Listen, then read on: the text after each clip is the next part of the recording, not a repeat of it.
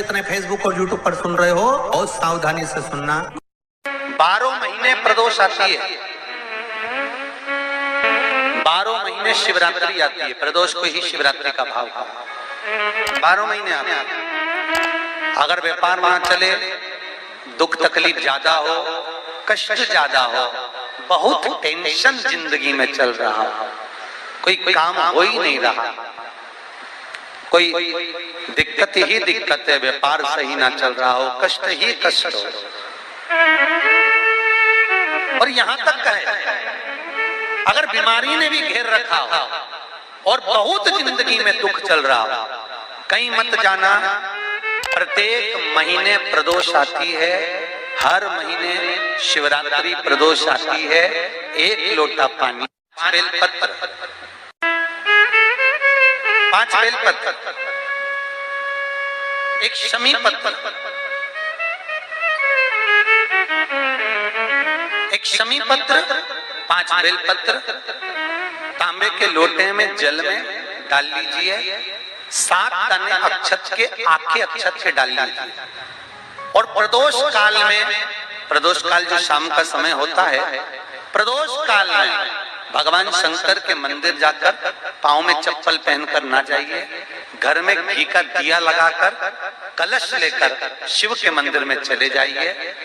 शिव मंदिर में दिया नहीं लगाना है आपको, केवल घर में दिया लगाकर जाना है। और शंकर जी के मंदिर में वो ऐसा कैसा ही पानी पूरा उंडेल कर डालकर शिवलिंग पर आ जाए। झोली पसार कर प्रणाम करिए। शंकर की देहली पर 2 मिनट बैठकर ओम नमः शिवाय का स्मरण कर लीजिए। ओम नमः शिवाय भी आपको बोलना बताया था कि सौभाग्यवती नारी स्त्री नमः शिवाय ओम बोले और पुरुष ओम नमः शिवाय। अगर पति और पत्नी दोनों बैठकर जाप कर रहे हैं तो दोनों ओम नमः शिवाय बोल सकते हैं। पर नारी अगर अकेले बैठकर स्मरण कर रही है तो नमः शिवाय ओम। आप जब नमः शिवाय ओम बोलना चालू करेंगे तो ओम अपने आप ही आगे आ जाएगा। बोल कर देखिए, नमः शिवाय ओम, नमः शिवाय ओम, नमः शिवाय ओम, नमः शिवाय ओम, नमः शिवाय, नमः शिवाय से चालू करा, ओम अपने आप आगे आ जाएगा। पर पुरुष जब जब जाप करे ओम नमः शिवाय बोले। पति पत्नी दोनों बैठकर जाप कर रहे हैं तो ओम नमः शिवाय बोल सकते हैं। केवल स्त्री जाप कर रही है तो नमः शिवाय ओम, नमः शिवाय ओम, नमः शिवाय ओम, नमः शिवाय ओम, नमः शिवाय ओम अपने आप आ गया। स्मरण 5 बार, 3 बार, 7 बार कुछ देर शिव के मंदिर में प्रदोष काल में, प्रदोष के समय पर, प्रदोष के दिन बैठकर शिव नाम का जाप करें। जल का पात्र वापिस घर में ले आए और बड़े प्रेम से अगले महीने फिर प्रदोष के दिन, फिर प्रदोष काल में शिव के द्वार जाना, फिर विनती करें। कहीं मत जाना, केवल शंकर की शरण में जाना, उससे कहना, उससे निवेदन करना। मुझे विश्वास है मेरे शंभू पर। स्कंद पुराण कहती है, शिव महापुराण कहती है, अगर आपने 2 या 3 या 4 प्रदोष ही कर लिए तो मेरा महाकाल बाबा आपकी झोली तो भर ही देगा। श्री शिवाय नमस्तुभ्यम। सब बोलिए एक बार जमकर, श्री शिवाय नमस्तुभ्यम। व्यक्तिगत जरूर करना, कहीं सीवर वाला महाराज कुछ तो नहीं बोल रहा। शास्त्रों की बातें हमारे जीवन में हमें सुख प्रदान करें, इसलिए भाव का आनंद करते हुए आज की कथा को विराम देते हैं। श्री शिवाय नमस्तुभ्यम। मेरे चैनल को सब्सक्राइब करें, बेल आइकन प्रेस करें, जिससे कि आपको लेटेस्ट वीडियो की नोटिफिकेशन मिल जाएगी। आज शनिवार का दिन है, जिस दिन अपन इस दरिद्रता से मिलने के लिए पीपल के पेड़ के नीचे आए हैं। हिंदू धर्म में ये दिन पीपल के वृक्ष के लिए पूजनीय होगा। जो भी शनिवार के दिन पीपल के वृक्ष की पूजन करेगा, दूध चढ़ाएगा या मिष्ठान का भोग लगाएगा, लक्ष्मी और नारायण उसके घर में प्रवेश कर जाएगा। लक्ष्मी और नारायण उसके घर में प्रवेश करेगा। इसलिए नियम बनाया। कौन से दिन का? शनिवार। लक्ष्मी जी बोली, नारायण आपने तो 1 दिन का वार लिख दिया। शंकर जी ने 7 वार बनाए हैं, रविवार, सोमवार, मंगल, बुध, गुरु, शुक्र और शनि। ये शिव जी ने बनाया। अब 1 दिन आपने अपना बना लिया, बाकी के दिन अगर कोई इस पीपल के वृक्ष के नीचे आएगा और यहाँ तो दरिद्रता बैठी है तो उसका क्या होगा? भगवान नारायण बोले, सुन दरिद्रता, तेरे से एक विनती है, अगर कोई भी मनुष्य इस पीपल के पेड़ के नीचे अगर 7 दिन में आता है और उसके हाथ में अगर कोई सामग्री होती है तो तू उसके घर में प्रवेश नहीं करेगी। नियम है पीपल के वृक्ष का, या तो पानी का लोटा लेकर जाओ, कुंकू का चोपड़ा लेकर जाओ, शक्कर लेकर जाओ, या पेड़ के नीचे चींटी को डालने के लिए आटा ले जाओ, पर खाली हाथ पीपल के वृक्ष के नीचे कभी मत जाओ, कभी नहीं जाओ। खाली हाथ जाओगे तो दरिद्रता तुम्हारे घर में प्रवेश करेगी। दरिद्रता उठकर खड़ी होकर बोली, नारायण तुमने अपनी मनमानी करी है, एक दिन मुझे भी मेरा चाहिए। भगवान ने कहा बोल कौन सा दिन चाहिए। दरिद्रता कहती है रविवार के दिन इस पीपल के वृक्ष के नीचे मैं दिन भर नृत्य करूं, इसमें रहूं, और जो यहाँ आए रविवार को मैं उसके घर में प्रवेश करूं। भगवान ने कहा ठीक है। दरिद्रता रविवार का दिन एक ऐसा दिन रहेगा जिस दिन तू इस पीपल के वृक्ष के नीचे नृत्य करेगी, और जो आएगा इस पीपल के वृक्ष के नीचे तो उसके साथ प्रवेश करेगी। मैंने तुझे वर दिया। इसलिए हमारे यहाँ केवल पीपल का वृक्ष अगर दीवार में भी लग जाता है ना, किसी की फैक्ट्री की दीवार में, किसी के घर की दीवार में पीपल का वृक्ष अगर लग जाता है, पीपल का पौधा लग जाता है, उसको कितना भी तोड़ लो वो वापिस लग जाएगा। फिर तोड़ोगे फिर लग जाएगा। अगर पीपल के पौधे को तोड़ना है तो केवल रविवार का दिन एक नींबू, एक मिर्ची और बमूल का कांटा, ये 3 चीजें रखने के बाद में आधे घंटे बाद रविवार के दिन पीपल के पेड़ को उखाड़ कर फेंक दो। दूसरी बार कभी पीपल दीवार में लगता ही नहीं, कभी नहीं लग सकता, केवल एक रविवार का,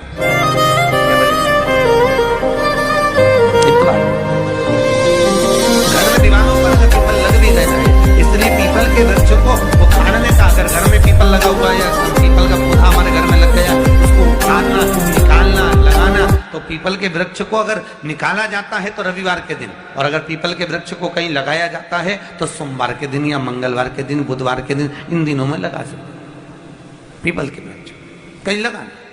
शनिवार का दिन एक ऐसा दिन होता है जिस दिन पीपल के वृक्ष को कहीं जाकर लगाया नहीं जाता, क्योंकि शनिवार के दिन पीपल के वृक्ष के नीचे लक्ष्मी रहती है। हम अपने हाथों से अगर पीपल का वृक्ष किसी दूसरी जगह पर शनिवार को रोपित करते हैं तो हमारे घर की लक्ष्मी अपने घर से छिन्न होकर चली जाती है। इसलिए शनिवार के दिन पीपल लगाया नहीं जाता, किसी के घर जाकर उसको वापस पलटा नहीं जाता। लग गया उसको डाल। प्रभु मेरी धर्म पत्नी को कहाँ रखूं आप बताओ। वो तो जहाँ यज्ञ होता है, अनुष्ठान होता है, दान होता है, पुण्य होता है, सत्कर्म होता है, वहां जाने को तैयार नहीं। अब करूं क्या? भगवान ने बोला एक काम करो।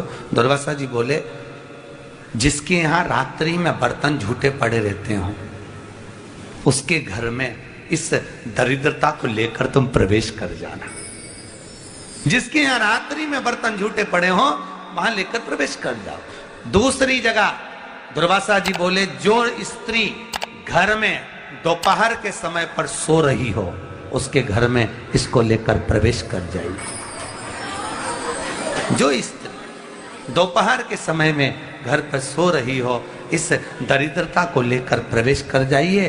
तीसरा, जिसके यहाँ पर दरवाजे पर कांटे वाले पौधे लगे हों उस घर में इस दरिद्रता को लेकर प्रवेश कर जाइए। दरिद्रता कितनी सुंदर बात कही है। दाता और विधाता कौन कौन? दाता और विधाता। लक्ष्मी और दरिद्रता के सगे भाई हैं। कौन कौन? दाता और विधाता। दाता को फिटकरी प्रिय है, विधाता को नमक प्रिय है। ये दोनों हमेशा लक्ष्मी को और दरिद्रता को दोनों को समझाते थे, दोनों में प्रेम बढ़ाते थे। आज भी हिंदू धर्म की रीति है। यहां तो ठीक है, जिसके यहां पर भी अगर थोड़ी सी भी परेशानी होती है, थोड़ा सा क्लेश होता है, अशांति होती है, लक्ष्मी नहीं टिक रही हो, काम नहीं बन रहे हो, बहुत प्रयास करा जा रहा हो और हमारा कार्य नहीं होता, तो क्या करते हैं? फिटकरी और नमक को पानी में डाल देते हैं और घर में पोछा लगा देते हैं। आप लोगों ने आजकल फेसबुक पे भी पढ़ा होगा, व्हाट्सएप पे भी पढ़ा होगा। तो क्यों लिखा उसमें? उसका कारण ही केवल होता है कि दाता और विधाता की प्रियता उसमें। माता ख्याति के जो 4 बच्चे हुए इसमें जो 2 लड़के हैं दाता और विधाता, उसकी प्रियता उसमें, उसकी पूर्णता उसमें। अब दुर्वासा जी बोले अपनी धर्म पत्नी को वहां लेकर, जहां कांटेदार पौधे लगे हों वहां पर लेकर प्रवेश कर जाइए। कांटेदार पौधों में उस दरिद्रता का निवास हो गया। कितना विचित्र कथा यहां वर्णन करी है। श्रीमद् भागवत के अंतर्गत जो वर्णन किया कि मृत्यु निश्चित है, रोग ऐसा शनि महाराज के कारण हो गया हो, अच्छे काम करते करते उल्टे हो रहे हैं, होते हैं किसी किसी के साथ में, विपरीत परिस्थितियां आ जाती है, अच्छा करने जाओ बुरा हो जाता है, अच्छा कर्म करने जाओ बुरा हो जाता है। तो पीपल के वृक्ष की जो छाल होती है, छाल देखिए, पीपल के वृक्ष में जो छाल लगी होती है, उस छाल को घिसकर चंदन बनाकर भगवान शंकर का स्नान कराकर, अभिषेक कराकर, पूजन कराने के बाद में पिपलेश्वर महादेव का नाम लेकर, कौन से महादेव? पिपलेश्वर महादेव का नाम लेकर वो जो घिसी हुई छाल होती है, उस छाल का तिलक भगवान शंकर को लगा लो और उसी का थोड़ा सा भाग अपने कंठ पर, मस्तक पर लगाना प्रारंभ कर दो। धीरे धीरे जो विपरीत दशा है वो सुधरना प्रारंभ हो जाती है। पर नाम याद रखना, पिपलेश्वर। काशी में जो शिव जी की स्थापना कौन ने करी? काशी में जो शंकर भगवान बैठे उनकी स्थापना करी थी शनि महाराज ने। किसने करी थी? शनि महाराज ने। क्योंकि भगवान शनि महाराज को उनकी माता के द्वारा श्रापित हो गए और शनि महाराज कांपने लगे।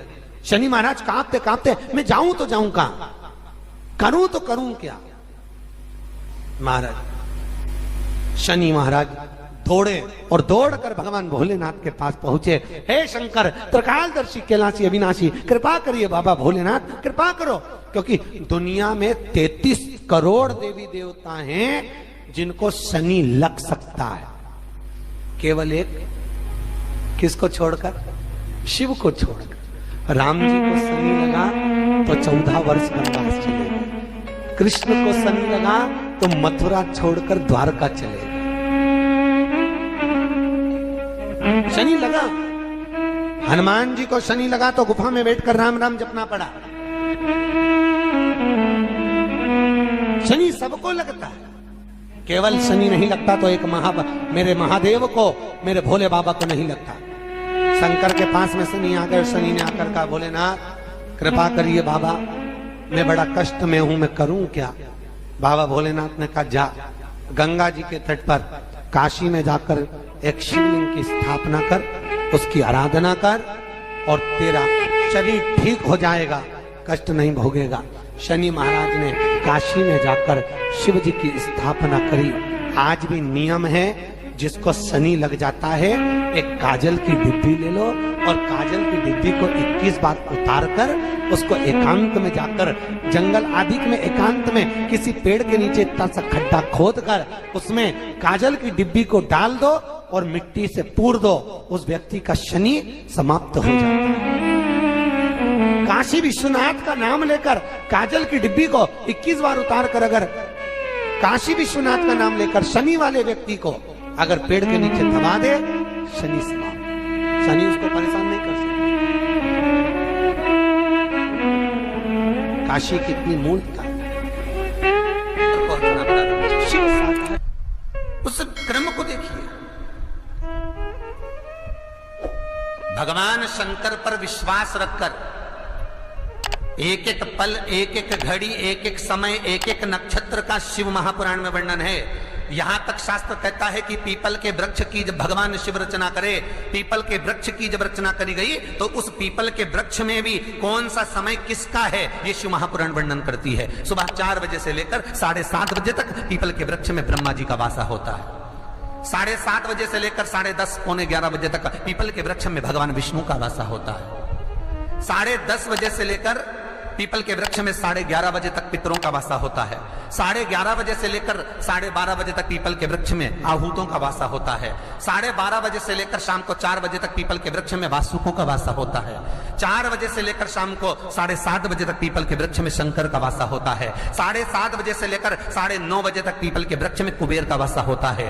9:30 बजे से लेकर फिर कुबेर के वृक्ष में अन्य देवों का वासा चालू हो जाता है। इसलिए हमारा हिंदू धर्म कहता है, हमारे शास्त्र कहते हैं कि पीपल के वृक्ष को जब पूजा जाता है, पीपल के वृक्ष की जब पूजन करी जाती है तो सुबह 10:30, 11, ज्यादा से ज्यादा 11:30, ज्यादा से ज्यादा 12, उसके पहले पीपल के वृक्ष की पूजन कर लेना चाहिए। रात को कुबेर का वासा होता है, इसलिए पीपल के वृक्ष में दीपावली के दिन रात्रि को 8:30 बजे से लेकर 9:30 बजे के बीच में जो पीपल के वृक्ष के नीचे घी का दिया लगाता है, उसके घर में कभी संपदा की कमी नहीं आती है, क्योंकि कुबेर स्वयं विराजमान होता है पीपल के वृक्ष के नीचे। क्यों? क्योंकि 11:30 बजे से लेकर 12:30 बजे तक पीपल के वृक्ष में पितरों का वासा रहता है, आहूतों का वासा रहता है, फिर वासुकों का वासा आता है। पितृ किसको कहते हैं? महाराज जो पूरी उम्र लेकर चले गए और उनके भीतर अभिलाषाएं बहुत थी, मैं ये भी करना चाहता हूं, मैं ये भी करना चाहता हूं, वो पितृ हो जाते हैं। आहूत किसको कहते हैं? जिस माता के गर्भ में बच्चा जन्म ले और मर जाए, या 6 महीने का गर्भ धारण करने के बाद अवर्षण हो जाए, जीव पड़ने के बाद 6 महीने के बाद अगर बच्चा गर्भ में भी शांत हो जाता है, कुंवारी अवस्था में शांत हो जाता है, जिसका विवाह नहीं हुआ ऐसा बच्चा जब शांत हो जाता है, अधोगति में कोई मर जाता है, सुसाइड कर एक्सीडेंट में किसी भी रूप में मर जाता है, तो वो आहूत कहलाता। शनिवार के दिन जो पीपल के वृक्ष में सरसों के तेल का दीप लगाता है, उसको शनि कभी परेशान नहीं करता। एक बात हमेशा ध्यान रखिएगा, मान लो अगर कोई भारी रोग ऐसा शनि महाराज के कारण हो गया हो, अच्छे काम करते करते उल्टे हो रहे हैं, होते हैं किसी किसी के साथ में, विपरीत परिस्थितियां आ जाती है, अच्छा करने जाओ बुरा हो जाता है, अच्छा कर्म करने जाओ बुरा हो जाता है। तो पीपल के वृक्ष की जो छाल होती है, छाल देखिए, पीपल के वृक्ष में जो छाल लगी होती है, उस छाल को घिसकर चंदन बनाकर भगवान शंकर का स्नान कराकर, अभिषेक कराकर, पूजन कराने के बाद में पिपलेश्वर महादेव का नाम लेकर, कौन से महादेव? पिपलेश्वर महादेव का नाम लेकर वो जो घिसी हुई छाल होती है, उस छाल का तिलक भगवान शंकर को लगा लो और उसी का थोड़ा सा भाग अपने कंठ पर, मस्तक पर लगाना प्रारंभ कर दो। धीरे धीरे जो विपरीत दशा है वो सुधरना प्रारंभ हो जाती है। पर नाम याद रखना, पिपलेश्वर। जम कितना भी दुख, विपदा, कष्ट सम्मुख में खड़ा हुआ हो, कितना भी दुख, पूंजी धन की अगर आपको कमी पड़ रही है और ऐसा लग रहा है कि मेरे पास में कुछ भी नहीं, हम तो यहां तक कहेंगे कोई मकान बना रहे हो, बेटी का विवाह कर रहे हो, बेटे का विवाह कर रहे हो, कोई अच्छा कार्य कर रहे हो, धन संपदा की भी कमती दिखे, तो उस समय पर कांता भगवान का स्मरण कर, कांता चक्र का स्मरण कर, शिव और नारायण का नाम लेकर, एक बेलपत्र, एक शमी पत्र, एक श्वेत पुष्प, एक लाल पुष्प, दोनों हाथ में लेकर भगवान शंकर के अशोक सुंदरी के स्थान पर अगर समर्पित करा जाए तो संपदा की भी कमी नहीं आती। वो कांता चक्र है जो नारायण के। यहां तक शिव महापुराण की कथा कहती है, अगर कोई विद्वत ब्राह्मण ने आपको बताया है कि आपके घर में पितृदोष है, कोई विद्वान ब्राह्मण ने बता दिया कि आपके घर में काल सर्प दोष है, कोई विद्वान ब्राह्मण ने बता दिया कि आपके यहाँ पर ये वास्तु दोष है और इस दोष को मिटाना जरूरी है, कोई ने आपको बताया, उस समय पर हमें घबराना नहीं।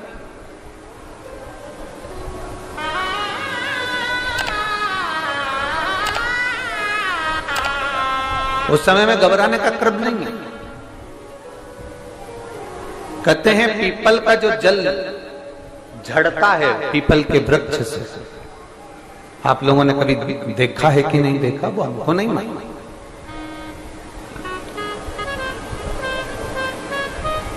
कितना भी अगर कोई वास्तु दोष बता दिया, पितृ दोष बता दिया, काल सर्प दोष बता दिया, कितना भी अगर कोई दोष बता दे, तो पीपल का जो जल वृक्ष में से झड़ता है, कभी कभी आप उसके नीचे हाथ रखकर देखना, थाली रखकर देखना, उसमें पत्थर पर देखना, तो वहां पर भी पानी के निशान आपको मिलेंगे, बूंद के निशान मिलेंगे।